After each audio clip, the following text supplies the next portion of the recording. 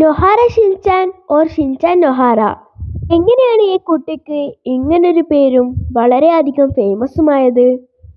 എൻ്റെ channel subscribe ചെയ്ത് നമുക്ക് വീഡിയോയിലേക്ക് പോകാം. കുസൃതി പിടിച്ച പയ്യനാണ് ഇവൻ. പക്ഷേ അവൻ അവൻ്റെ അനിയത്തിക്ക് വേണ്ടി അവൻ്റെ ജീവൻ വരെ പോകേണ്ടി വന്നു.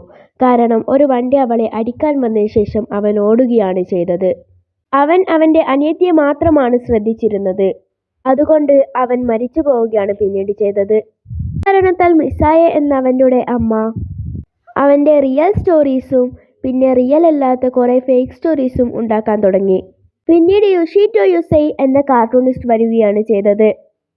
ഇവൻ്റെ അമ്മയുടെ കുറേ കഥകൾ ശേഖരിക്കുകയും പക്ഷേ അതിൻ്റെ ലാസ്റ്റ് എൻഡിൽ ഇവൻ മരിക്കുന്നതായി അങ്ങനെ പ്രഖ്യാപിക്കുന്നില്ല. കാരണം കുട്ടികൾക്ക് ഏറ്റവും ഇഷ്ടപ്പെട്ടത് ഇവനാണ്.